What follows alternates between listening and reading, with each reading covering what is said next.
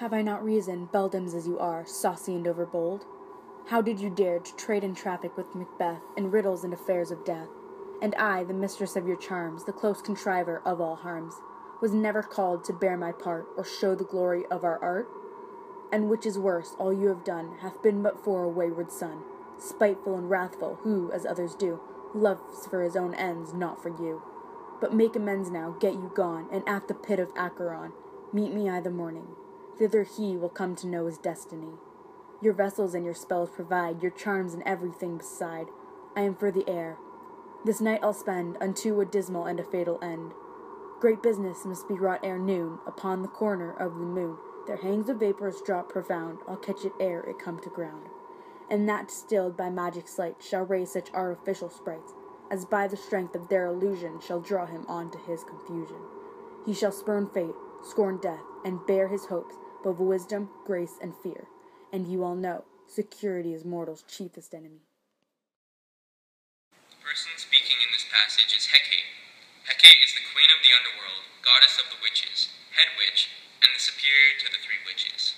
This scene takes place during Act 3, Scene 5, after Banquo was killed and Macbeth has a banquet. It takes place in a heath, which is a very open area of shrubland with acidic soil that is infertile. Hecate's motive for helping Macbeth is clear in this passage. She gets angry at the witches for helping him because he is selfish and too ambitious, and begins plotting her part in his demise. This exhibits Hecate's selfish qualities, as well as her hate for selfishness, which is ironic. In this scene, Hecate is angry at the witches for getting involved with Macbeth without her or her consent. This is an external conflict. Shakespeare added thunder to the scene to set the mood, which is pathetic falsy. It foreshadows darkness and anger because it is so erratic. The most prominent theme in this scene is perception. Beldams, meaning old ugly women. Hecate is expressing her anger with insults towards the witches. Hecate, saying saucy and overbold, points out that the witches overestimated their authority, and in doing so, disrespected them. The sentences go between flowing ones with soft sounds, and choppy ones with harsh sounds. This is because she has perceived the witches telling Macbeth is a bad thing, but doesn't quite know what to do yet, and is switching emotions because she doesn't know how to act on her perception. Riddles indicates that the prophecies were deceptive, as the answer to a riddle is usually hidden by what seems like the truth. Wayward son here is symbolizing Macbeth while at the same time describing him as selfish, arrogant, and self-absorbed. Hecate thinks that Macbeth is evil, nasty person that is filled with anger. These characteristics are not positive.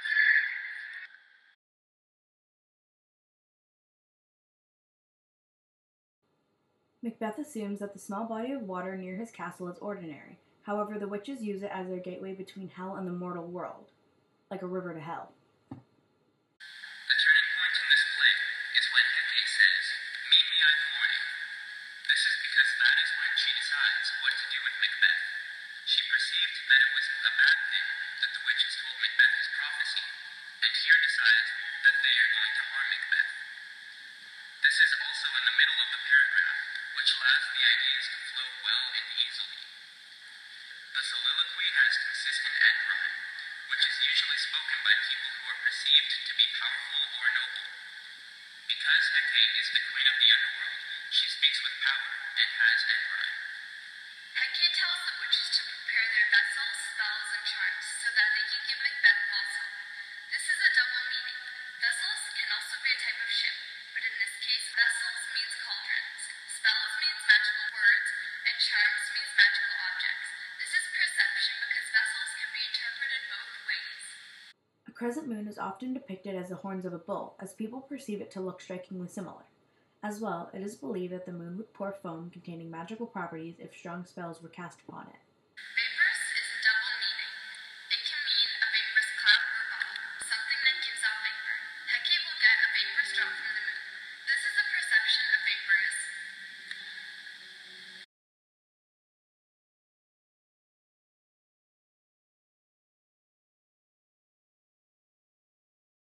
The artificial sprites are perceived by Macbeth as realistic apparitions of which are telling him the complete truth. However, they are only illusions, as the witches have twisted the truth to confuse Macbeth. Artificial sprites in this case is referring to the prophecies. By using the word artificial, it makes them seem more man-made and pre-constructed by the witches, therefore seeming less natural and being built specifically so that Macbeth will perceive them in a certain way. It means destruction. This also has a double meaning: confusion, not understanding something, or when something is unclear. The perception in this is when you're doing something that is to trick someone. The word illusion is a perception itself. Macbeth believes that he is invincible because the witches deceived him using the apparitions. He only realizes that he isn't, in fact, invincible when Macduff states that he wasn't birthed of a woman. Finger looking good. You need a nap. Yo, Stop. someone Recording jacked. everything. Kindergarten. Well. World, stop. Carry on.